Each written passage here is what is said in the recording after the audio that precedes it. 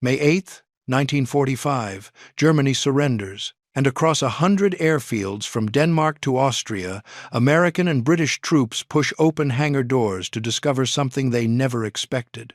Thousands of aircraft just sitting there. Messerschmitt 262 jets with revolutionary engines still warm, Focke-Wulf 190 fighters in factory-fresh condition, fuel in their tanks, Junkers 88 bombers lined up like they're waiting for orders that will never come. The entire surviving fleet of Hitler's Luftwaffe, abandoned mid-mission. But here's what those Allied soldiers climbing into those cockpits didn't know. They were standing at the starting line of the most insane treasure hunt in aviation history. A race between superpowers that would involve secret midnight flights, underground factories, and some of the most advanced aircraft ever built, meeting the most bizarre fates you can imagine. This is what really happened to the Luftwaffe after World War II. By May 1945, the Luftwaffe was shattered. 4 years of war had destroyed 76,875 German aircraft, 43,000 lost in combat, the rest in crashes and training accidents, but thousands more remained intact. At Lechfeld Airfield near Augsburg, 9 flyable Messerschmitt 262 jets sat on the runway. Across Denmark and Norway, hundreds more fighters waited. In Czechoslovakia, entire warehouses held complete airframes and spare parts, fresh from factories that had been producing aircraft until literally the final hours. The scale was staggering. Hidden in forests, tucked into underground bunkers, scattered across occupied Europe. But this wasn't 1918. This wasn't a pile of obsolete biplanes heading for the scrapyard. These were time's jets asterisk. Rocket-powered interceptors, night fighters with radar technology years ahead of anything the Allies had, and every major power wanted them immediately. In Washington, Pentagon officials were facing an uncomfortable truth. They'd underestimated German aviation technology by times years asterisk. The Messerschmitt 262 had been operational since 1944, hitting speeds over 540 miles per hour. The Arado 234 jet bomber could reach altitudes no Allied fighter could touch. These weren't experimental prototypes. These were production aircraft that had seen combat, and the Soviets were loading them onto eastbound trains right now. On April 22, 1945, 2 weeks before Germany even surrendered, the U.S. Army Air Forces launched Operation LUSTY, Luftwaffe secret technology. The mission: find every advanced German aircraft still intact, secure them before Soviet forces arrive, get them to American territory, ship them to the United States. Do it while competing with 32 other Allied intelligence groups, all hunting the same prizes. Leading the operation was Colonel Harold Watson, a test pilot from Wright Field. He handpicked a team capable of flying anything with wings. They called themselves Watson's Whizzers. The Whizzers moved fast. At Lechfeld, they found those 9 Messerschmitt 262s. But there was one problem.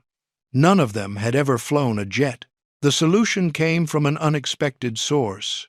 On May 8th, a Luftwaffe pilot named Hauptmann Heinz Brohr landed at Munich after evacuating 70 women, children, and wounded troops. As he climbed from his cockpit, an American officer approached with an offer: prison camp, or join the Whizzers and keep flying. Brohr chose to fly. He was joined by Karl Bauer, Messerschmitt's chief test pilot, along with Ludwig Hoffmann and Gerhard Kulis. These men knew every quirk of the 262, every dangerous tendency of its engines. They became the Americans' flight instructors. On June 10, 1945, the first Me-262s lifted off from Lechfeld with American pilots at the controls and former Luftwaffe test pilots riding alongside. They flew to France, the first leg of a journey that would take them across the Atlantic. But the Whizzers were finding more than just jets. They located the Arado 234, the world's first operational jet bomber. The Dornier 335, a bizarre push-pull fighter with engines in both the nose and tail. Heinkel 162 Volksjägers, wooden jets built by slave labor in underground factories. Even early helicopters. The competition was fierce. British teams were running their own operation. French intelligence wanted technology to rebuild their aviation industry. And the Soviets? Anything in their path was vanishing east. At one facility, American teams literally raced to photograph thousands of pages of research documents before the British showed up to claim it. By July 1945, the Whizzers had assembled something unprecedented at Cherbourg, France. 40 German aircraft. The crown jewels of Luftwaffe technology. 10 Messerschmitt 262s. Multiple Arado 234 bombers. Heinkel 219 night fighters. The Focke-Wulf Ta 152, the high-altitude interceptor that had terrorized Allied bomber crews. But how do you get 40 captured enemy aircraft across the Atlantic? The answer: HMS Reaper, a British escort carrier on loan from the U.S. Navy. On July 19, 1945, Reaper departed Cherbourg Harbor, carrying the only surviving examples of some of the most advanced aircraft ever built. Think about this. A British escort carrier, built in America, crewed by Royal Navy sailors, carrying captured German aircraft for American evaluation. It was like something out of a spy novel. 9 days later, Reaper docked in Newark, New Jersey. That single voyage preserved aviation history that would otherwise have been lost forever. While Americans celebrated their intelligence coup, the Soviets were running their own operation in the East. On August 15, 1945, Soviet test pilot Andrei Kochetkov made the first Soviet test flight of a captured Me-262. Soviet forces had claimed at least 20 Junkers Jumo engines, 15 BMW engines, complete blueprints, and production tooling. By December, Soviet aerospace leaders were debating what to do with it all. Some wanted to immediately restart production and put German jets into Soviet service. Others warned this would be a dead end once the designs became obsolete. The Soviets took a middle path. They wouldn't copy German aircraft directly, but they'd use German engines, German manufacturing, and German engineers to leapfrog their own programs. The MiG and Sukhoi design bureaus would build around captured German engines. German engineers, some voluntarily, others under duress, found themselves working in Soviet facilities, passing on knowledge that would help create the next generation of MiGs. But for the vast majority of Luftwaffe aircraft, a different fate awaited. The Allied Control Commission made a decision. The Luftwaffe would be erased, not just disbanded, but physically eliminated from existence. Air disarmament squadrons fanned out across occupied Germany. Their mission was brutally simple: inventory every aircraft, strip anything usable, then destroy the rest. The scenes were surreal. At Flensburg Airfield, Royal Air Force teams supervised German prisoners as they dismantled Focke-Wulf fighters row by row. Cattle grazed among hundreds of Junkers, 88 bombers. Sheep wandered through fields of abandoned aircraft. German prisoners used acetylene torches to cut apart the same aircraft they'd maintained weeks earlier. American soldiers stood watch as Messerschmitt 262 jets were reduced to scrap metal. Their revolutionary engines extracted for study, their airframes destroyed on the spot. At some sites, the volume made cutting impractical. Aircraft were simply bulldozed into massive piles and burned. According to official records, over 1 million tons of material was scrapped. The work was as much symbolic as strategic. The Allies wanted Germany to see the totality of defeat. By late 1946, it was done. Airfields that once hosted the most advanced air force in the world now sat empty, the smell of cut metal hanging in the air. But not every Luftwaffe aircraft met the torch. In Czechoslovakia, something remarkable was happening.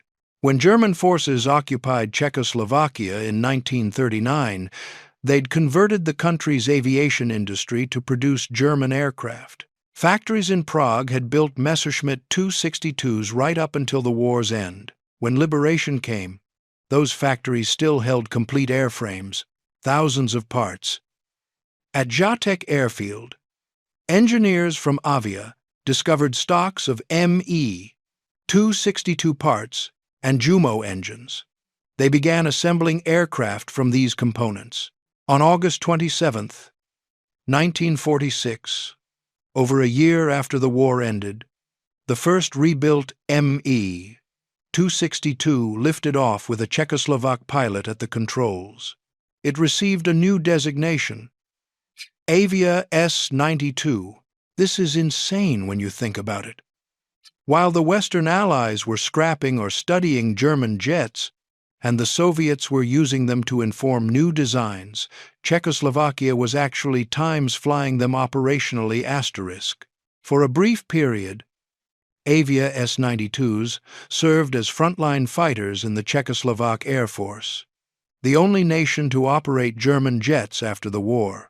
The program ended in 1950 when Soviet pressure forced Czechoslovakia to adopt Soviet aircraft. The remaining S-92s were grounded, and Czechoslovakia's brief jet age came to an end. Back in the United States, the captured aircraft were revealing their secrets. At Freeman Field in Indiana, American test pilots pushed the ME 262s to their limits. The jets were impressive but temperamental. The engines were prone to flameouts. Throttle control required a delicate touch, but the speed was intoxicating. 540 miles per hour, faster than any American fighter in production. The Arado 234 revealed even more startling capabilities. At high altitude, it could outrun American interceptors. Its reconnaissance variant could photograph targets with near impunity. German swept-wing research revolutionized American thinking about high-speed flight. Lessons from German engine design informed American turbojet development for years. But by 1950, when the Korean War broke out, Freeman Field needed its storage buildings. The captured aircraft were moved outside, exposed to the elements. By 1953, many were deteriorating badly. Some were transferred to museums. The rest were scrapped. The irony was brutal. Aircraft that survived the most devastating air war in history, that crossed the Atlantic in an escort carrier, that revealed billions in research secrets, were now being crushed and buried as the Cold War heated up. It's believed captured examples of the Junkers 290 and Heinkel 177, massive four-engine aircraft that could have taught researchers volumes, were crushed flat and buried under what is now O'Hare International Airport. But a handful survived. Today, the National Museum of the United States Air Force houses one of the ME 262s, brought back by Operation LUSTY, named Screaming Mimi for the howl of its jet engines. It hangs in the World War II gallery, still wearing German markings. The Smithsonian displays the only surviving Arado 234, the sole example to escape destruction. At the Udvar Hazy Center near Washington, visitors can see one of the Dornier 335s from HMS Reaper, its unusual push-pull configuration still drawing amazed stares 80 years later. The story of what happened to the Luftwaffe after World War II is a story of competing priorities. American intelligence teams racing against time to capture technology that would shape the jet age. Soviet engineers extracting knowledge to power their aviation industry. Czechoslovak mechanics assembling jets from spare parts.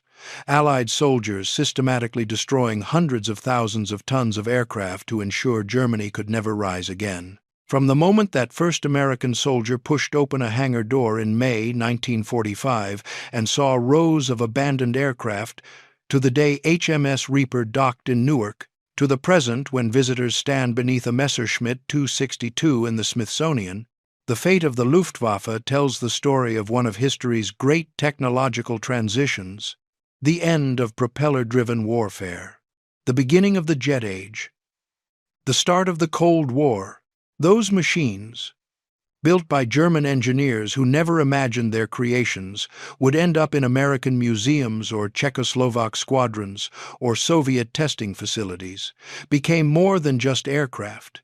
They became artifacts of a vanished air force, symbols of a lost war, and teachers whose lessons would echo through aviation history for generations. If you want more untold stories from World War II, hit that subscribe button. Trust me, you won't want to miss what's coming next.